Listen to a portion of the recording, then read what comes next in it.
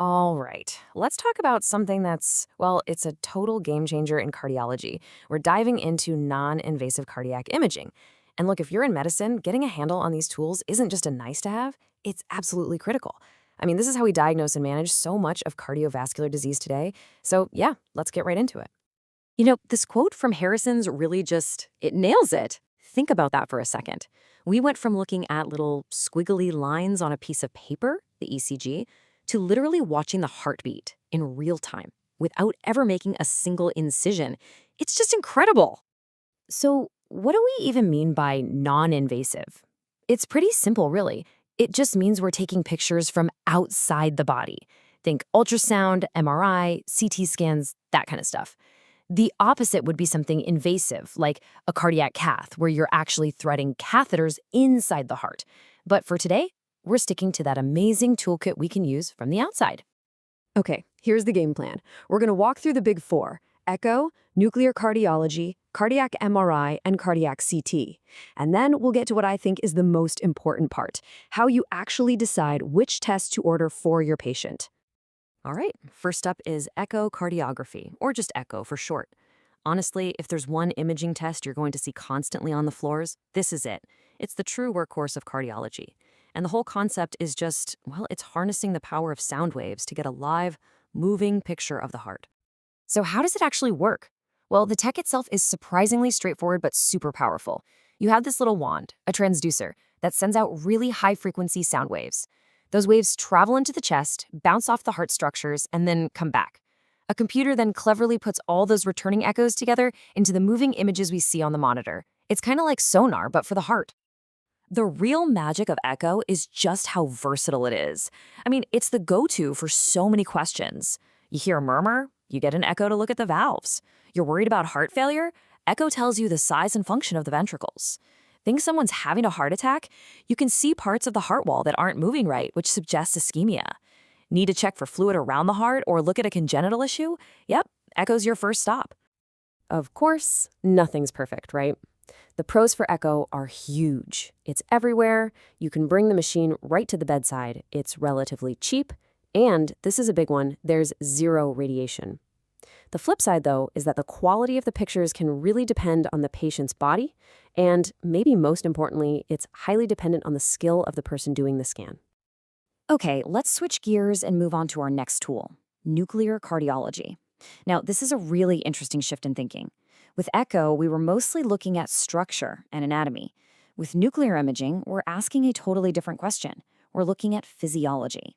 We want to know, how well is the heart muscle actually getting blood? The way this works is pretty cool. We inject a tiny bit of a radioactive tracer into the patient's bloodstream. This tracer is designed to be taken up by healthy, well-perfused heart muscle. Then, a special camera picks up the signals from that tracer. What you get is basically a map of blood flow. And the interpretation is really intuitive. Areas that light up are getting good blood flow. Areas that are dark, not so much. Now, this is a classic protocol. Definitely something you want to have down cold for exams. We image the heart twice. Once when it's under stress, either from exercise or meds, and then again when it's at rest. The whole point is to compare those two sets of images. Why? Because if you see a dark spot, a perfusion defect, on the stress images that looks totally normal on the rest images, boom, that's reversible ischemia. But if that defect is there on both the stress and the rest scans, that tells you it's a fixed defect, probably a scar from an old heart attack. So what's the bottom line here? Nuclear imaging is fantastic for figuring out a patient's risk if you suspect they have coronary artery disease. It's also great for answering a really specific question. Is this piece of damaged heart muscle still alive, or is it just scar? We call that viability. The major drawback, you guessed it, is the radiation. It's a small amount, but it's not zero. All right, tool number 3 in our kit, cardiac MRI, or CMR. So if echo is the trusty workhorse and nuclear is the physiology specialist, then you can think of CMR as the master detective. Its specialty is tissue characterization. There is simply nothing else that can give us this kind of incredibly fine detail about the heart muscle itself. So CMR uses these huge, powerful magnets to generate stunningly detailed pictures. But its real killer app, the thing that sets it apart, is a technique called late gadolinium enhancement, or LGE. Here's how it works. You inject a special contrast agent. Healthy heart muscle gets rid of it pretty quickly, but scar tissue? It can't. So the contrast just sits there, And on the scan, that scarred area lights up bright white. It lets us literally see and measure scar tissue with amazing precision. And because of this incredible tissue detail, CMR becomes the definitive test for a lot of really tricky cases. Sure, it's the gold standard for measuring the size of the ventricles, but what's really amazing is that the pattern of that bright white scar tissue can often tell you the cause of the heart problem. It helps us distinguish a scar from a heart attack versus inflammation from something like myocarditis or sarcoidosis. It's almost like getting a biopsy of the heart, but without the needle. So, to sum up CMR, its biggest strength is its mind-blowing accuracy. It gives you answers that other tests can't. The downsides? Well, it's not cheap, the scans take a while, and that giant magnet means it's a no-go for patients with certain metal implants, especially older pacemakers. Okay, last but not least, let's talk about cardiac CT. Now, a CT scan can look at the heart's structure and function, but really, its number one, most powerful job is doing one very specific, very important thing: taking pictures of the coronary arteries themselves, non-invasively. A cardiac CT is basically a very fast, sophisticated X-ray machine that creates these amazing 3D images of the heart. And when we're talking about coronary artery disease, we use it in two main ways. First, we can do a scan without contrast, just to measure the amount of calcium in the arteries. That's called a calcium score. Or we can inject contrast and do a coronary CT angiogram, a CCTA, to actually see inside the arteries and look for blockages. Now, here's a number you should just burn into your brain for exams. A coronary calcium score over 400. A score that high is considered severe. Now, it doesn't tell you where a blockage is, or even if there's a critical one, but it tells you, without a doubt, that this patient has a lot of plaque built up and is at a much higher risk for a heart attack down the road. It's a huge tool for risk assessment.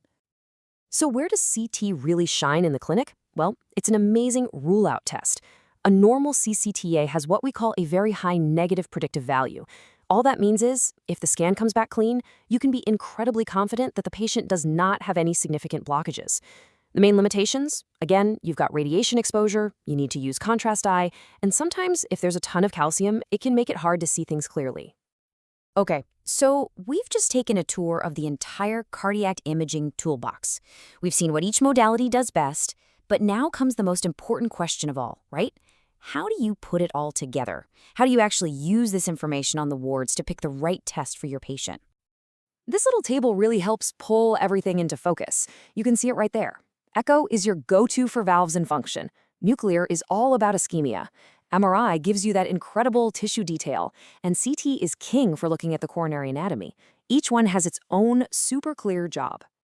So it all comes down to this, doesn't it? Which test do you order for which patient? And the key thing to remember is that there's no single best test overall. The real question is, which test is best for this specific person with this specific clinical problem? Let's run through a few quick scenarios to make this super practical.